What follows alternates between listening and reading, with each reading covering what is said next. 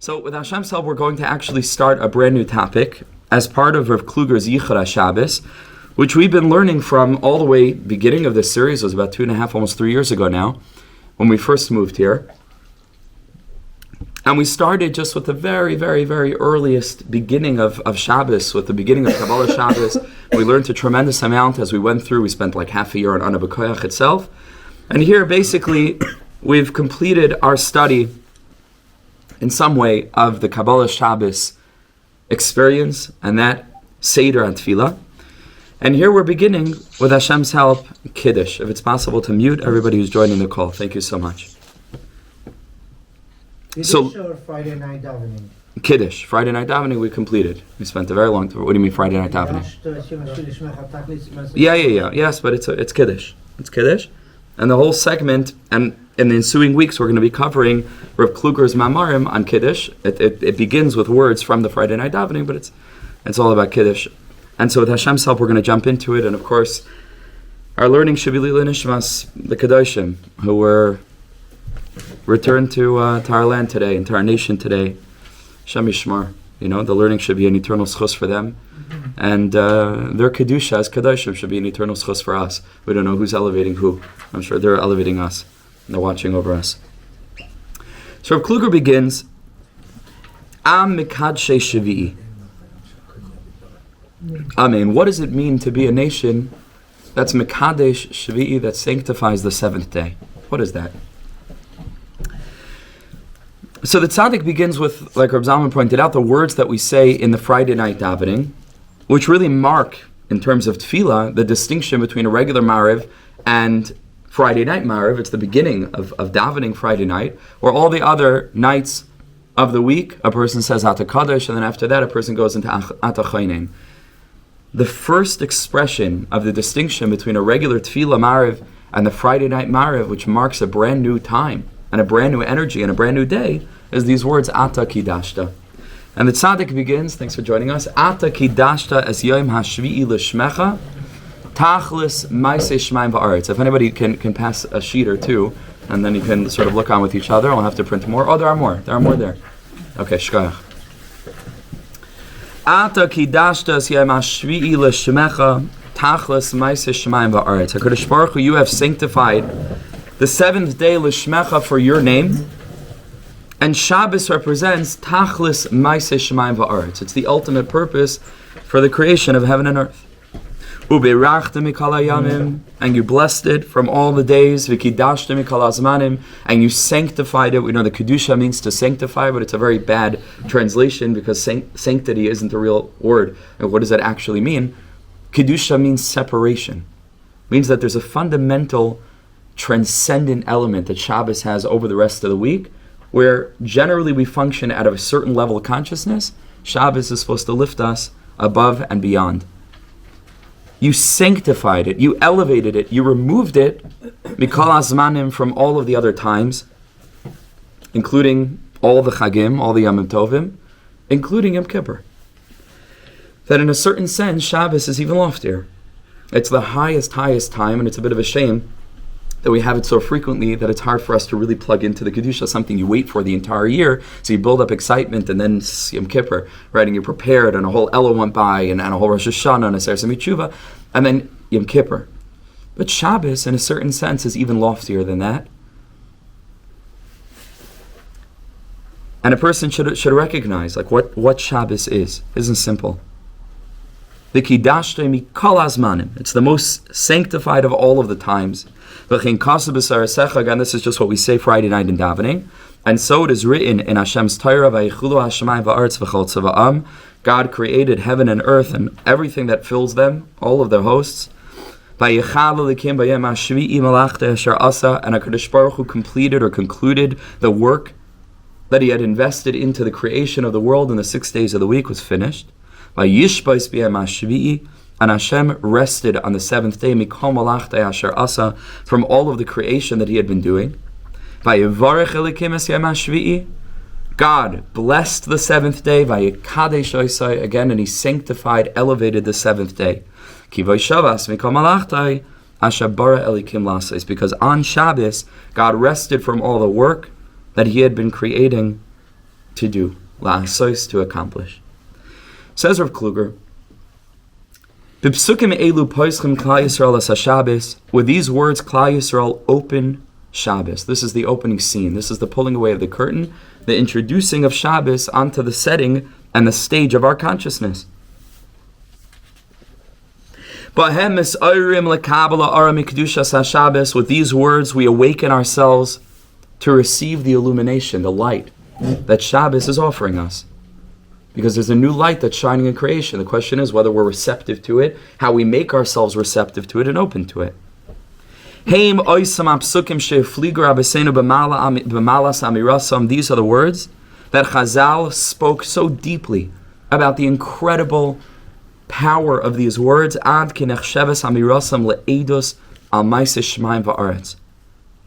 These words are considered testimony. A person stands up and gives edus, so witness,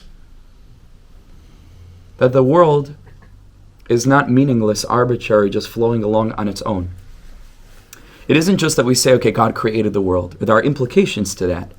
If God created the world, we know from the Nefesh HaChaim, from the Baal HaTanya, many of the tzaddikim, there's a fundamental difference between a person who creates something, yesh mi-yesh, something from something else that already existed, to someone, when we say someone, we mean the only one, because humans can't do this and animals can't do this, who creates something yesh me'ayin, something from nothing. What's the difference?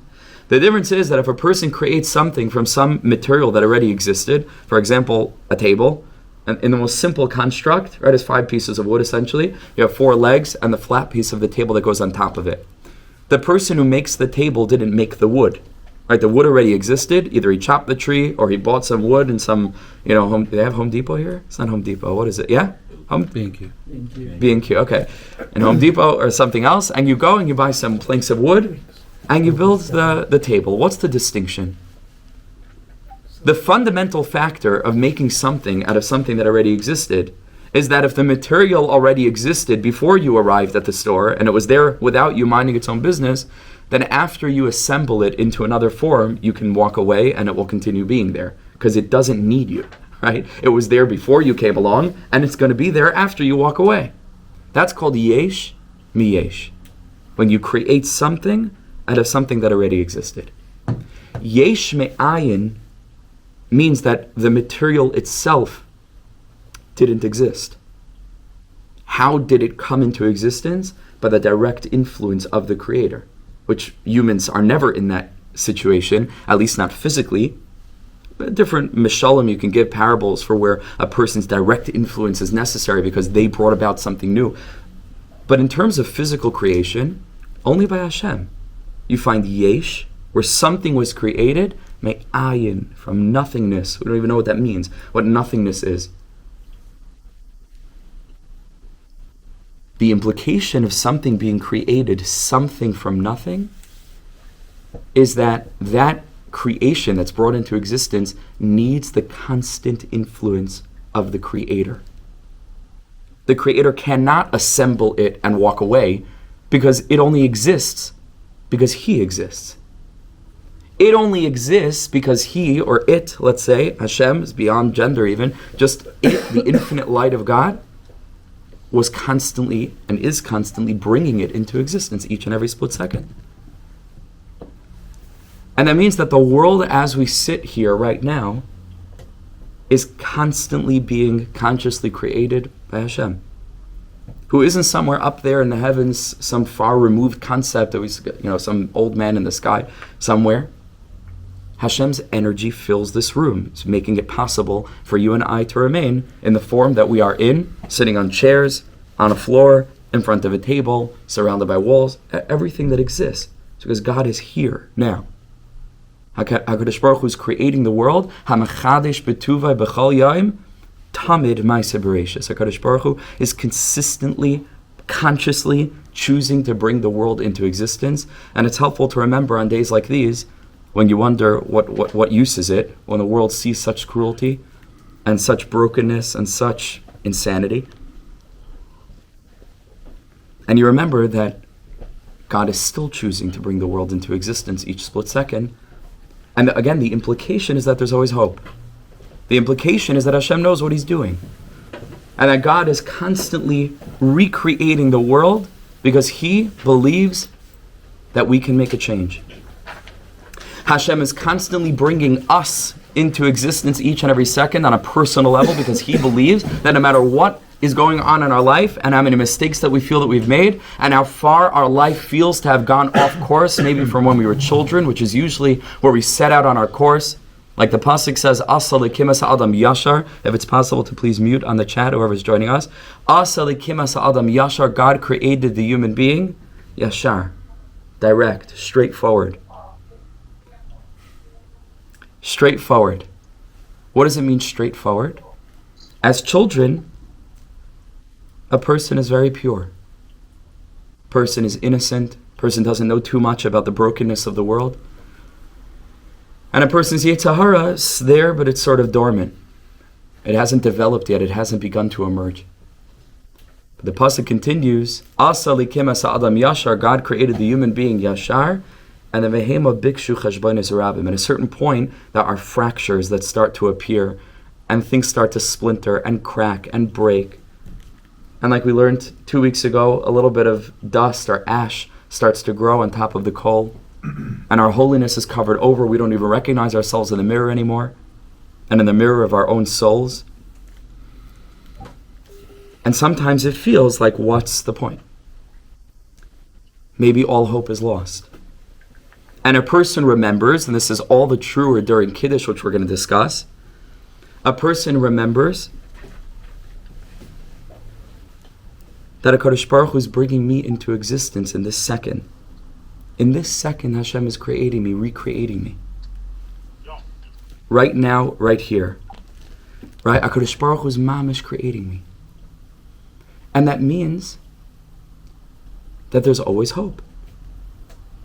Because God knows what's going on in my life. God knows the journey that I've been on. God knows what I'm struggling with, challenged by, limited by. And Hashem is creating me yesh mi ayin, like bringing me from nothingness into somethingness every split second. And so is the case for the whole world. And so when we learn over here about eidos, that a person gives testimony that the world is created by God in 6 days and He rested on the seventh, it's very deep testimony, because it isn't just this thing like it's an arbitrary, sort of element. It's part of something that we believe in. Maybe it's something that happened. It has an incredibly deep meaning for the nature of existence. It means that God was a part of it. God is a part of it. God created the world, and there was a beginning, and there will be an end. And that means that the world is flowing according to a plan that is incredibly conscious, and irrespective, regardless of how much it looks like it's gone off course. In some sense, we don't know that master plan, and it's impossible for us to grasp. We spoke about that also in previous shiurim. Everything's going according to that plan. The ship is still headed to shore. In fact, in these last few years of exile, it's pulling into the dock. I mean, this is it. Mamish, this is it. Like we spoke in previous shiurim, Klal Yisrael are back in Eretz Yisrael, suffering what we're suffering, but like birth pangs of a woman who's about to give birth. The Sfarim say the labor pangs get more and more difficult and more frequent and more painful and challenging just before the baby is about to be born. Just before Tchias HaMesim, when I think his name is Yarden, right? Bibas is the father. Yeah. Will have his wife and his children back with him. And them with all of the malachim and all of the other Kiddushim that we've lost throughout our long and painful exile. All of this is wrapped up in Friday night. So meaning it isn't just that, okay, it's Shabbos now, and we rest on Shabbos because God created the world and rests on Shabbos, and He can carry on. It's a fundamental restatement of how we look at the world. Meaning Shabbos is supposed to be an experience of consciousness expansion. The way that we function, the way that we think, the way that we show up in the world, the way that we think about ourselves and about history and about the news and about things that are going on in our interpersonal relationships, whether it's at home with family, whether it's with friends, whether it's the ups or the downs. Like Shabbos is like a master class. Even before we get into any other part of Shabbos, and all of Shabbos is hinting to this.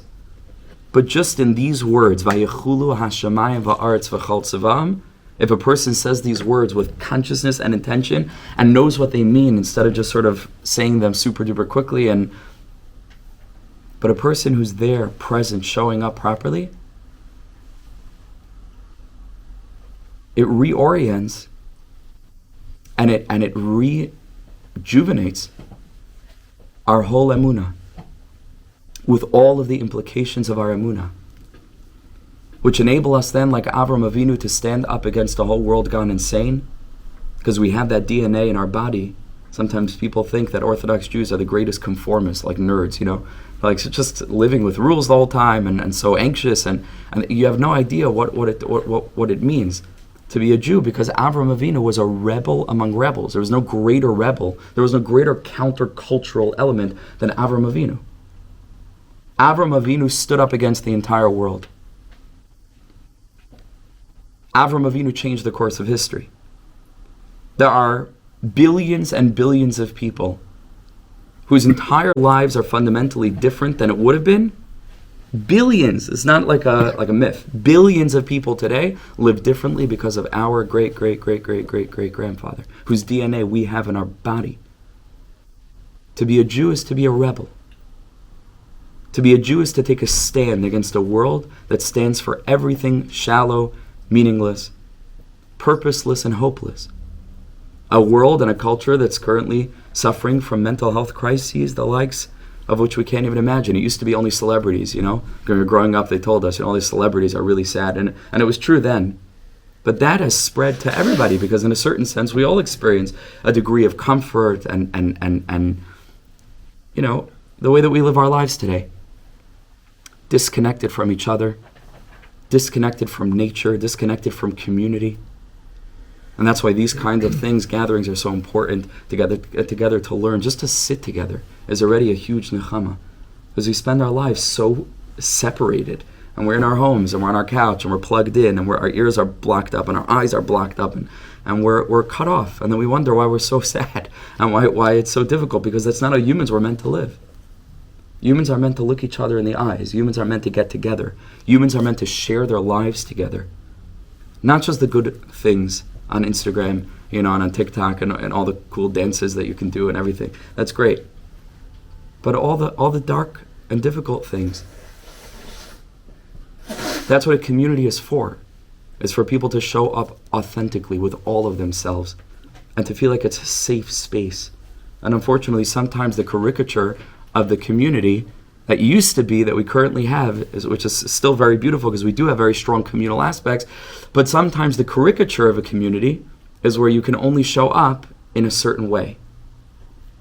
And so it's like a quasi-community, because it's still communal, but I only bring a part of myself into that community, and there's always parts of myself that I don't feel comfortable, I feel I have to hide, or I feel are not worthy of being shared in a collective space, because people develop judgment. It's a coal cut out, huh? What's that? What's that called? Yeah. I think cut out? It cut out because I was getting distracted. No, I don't think anyone can hear. No, I know, but I can't hear either. I'm sorry. Sorry. It was impossible for me. Otherwise, Okay. I'm going to have to make sure next time. Or we could set up a Zoom or something. Light and bright and so it's cut out. Yeah, I'm sorry. I can't. So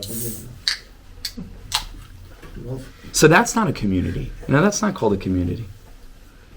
But when a person is able to show up in a space with all of themselves, that's a community. People used to live in small shtetl, in small villages, that there was nowhere to hide. There was no other community to join. Like this is who it was. This was our family. This is the good, the bad, the ugly, all of it. And the dream is that we can build communities, small grassroots groups of people, not even necessarily identified by any particular, even institution per se, but just groups of people who are ready to really show up for real, and to really deal with all of our stuff, all of it,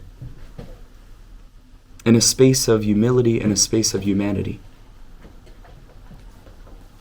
That's what it means to be a Jew today. is to stand up against the whole world. Not in spite and hatred, but in compassion, with a conviction that we have something to share. That we have a 2,000-year-old tradition that's like I said, it's baked into our blood and bones. If only we knew what it is. Shabbos is that tradition. Eidos, that the world was created, is guided. Objective morality, there's someone looking out for us. Life matters. God trusts in us. God accepts us. God empowers us. Every difficulty that a person experiences is part and parcel of that master plan, and everything is going according to that vision that Hashem had for each of us in life. It's a radical message. It's a life-saving message. And we're the teachers of the whole world, like we've said now many times. So this is what Chazal say about this Eidos Amaiseh Shemayim Va'aretz. It's an unbelievable thing. So it says Rav Kluger, V'yesh lahavin pesher hadavar. We need to understand this a little bit. Haloi kfar nivra olam. The world was already created. Uma shenasa kvar asa v'gamor kimat chuntai uketzurasai. Everything that was going to be created was already created and beautifully structured, and it was all finished. What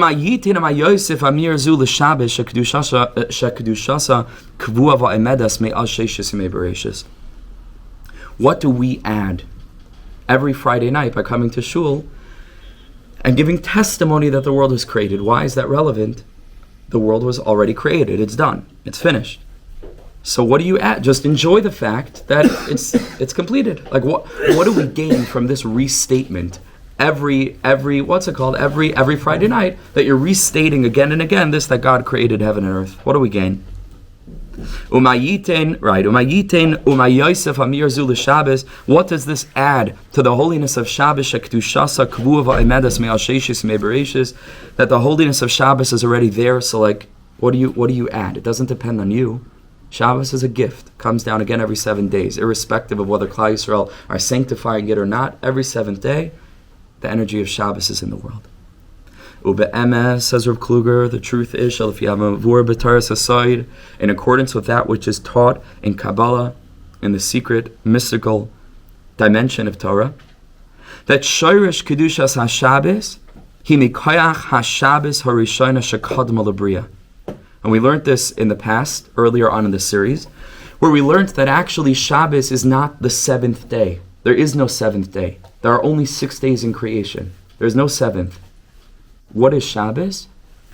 Shabbos is a retraction and a return into the energy that existed before God created the world. It's breathing out for 6 days and then breathing back in. Inhaling and being inhaled back into the infinite light of God, as if there's no world. And then Sunday, creation begins again. God breathes out. Every Shabbos is a return to the inhaled light that existed even before God had a thought, so to speak, or when God had a thought of breathing out a world. It existed completely folded up into the presence of Hashem. Before we experience, as he's going to say, and we'll learn next week, before we experience this realm of differentiation, fragmentation, multiplicity, different things, up and down, directions, male, female, hard, soft, all different elements, cold and hot, and winter, summer, all the different aspects of the world in which we live with all the colors and all the different elements. Before any of that existed, it all existed within the infinite light of Hashem, in an undifferentiated point. Like just the DNA. Every Shabbos, Kivoy Shabbos, Shabbos means to rest, but it means also, it can mean to return. Kivoy Shabbos, like Tshuva, Tashuv, right? To return. Kivoy Shabbos Mikol Malachtai. It's like we're being drawn out of this realm of the physical, inhaled again by the infinite light of HaKadosh Baruch Hu. So the seventh day is not a day. It's called the Yom HaShvi'i because we experience it as a set entity that's different than the 6 days that preceded it, as well as the 6 days that are going to Follow it. Yeah, there's another word also. Proceed and... Commence. No, commence means to start, but good. And there's a word. Succeed, yeah. Thank you. Right? That precede and that are going to succeed it. So we call it the seventh day, but really it's very helpful to think about this. There are no 7 days.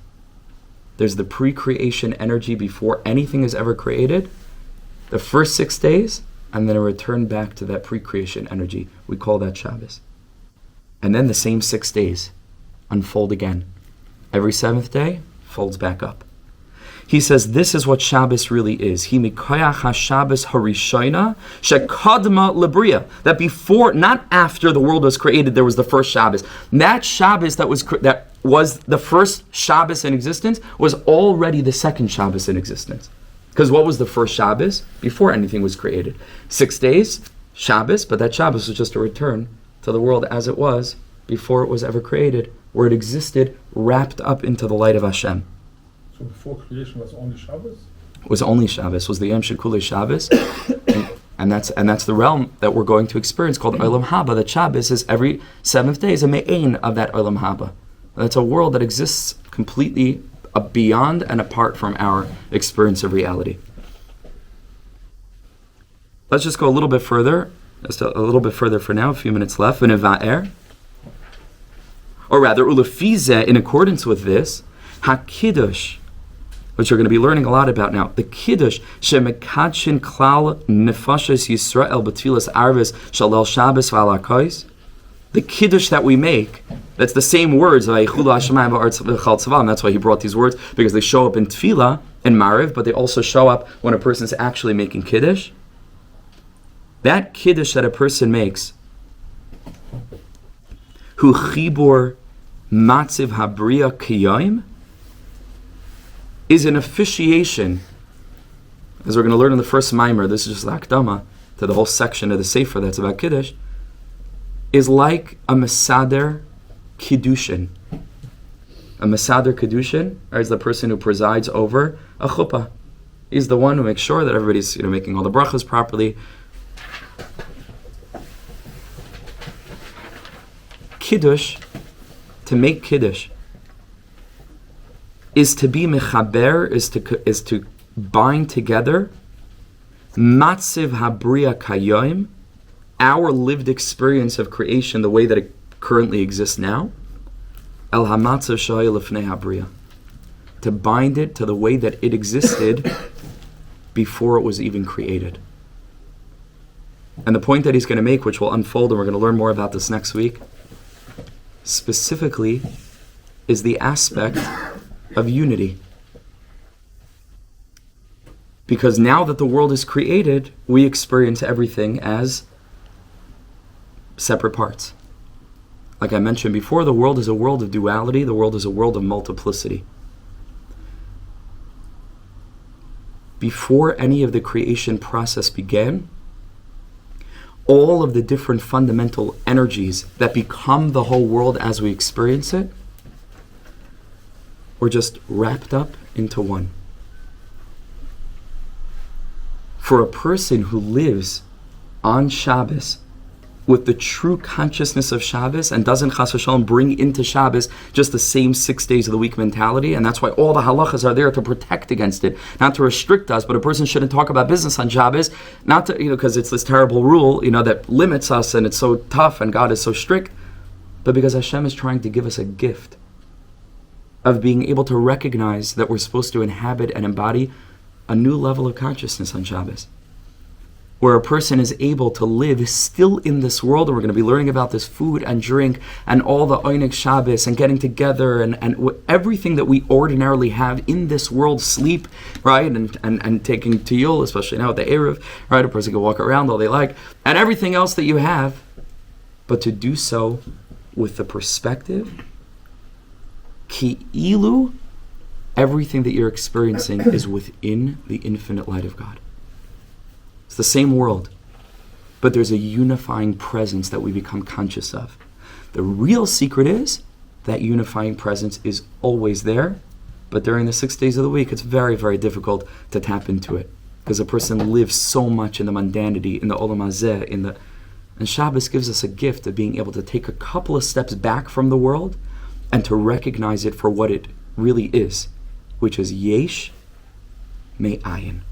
It's something that's constantly being brought into somethinghood by the infinite presence of the One who loves us and who believes in us and who believes in the world and who's guiding the world toward that universal revelation of the Echad Yachid Miyuchad, of the way that He is one, we are one, everything is one. And that's the Amunah that Shabbos helps us fortify. Be'ezer Hashem. Ani haben ואתה האב שלי שכל כך אוהב אותי האב שלי מלך חי וקיים על כל נשימה שאני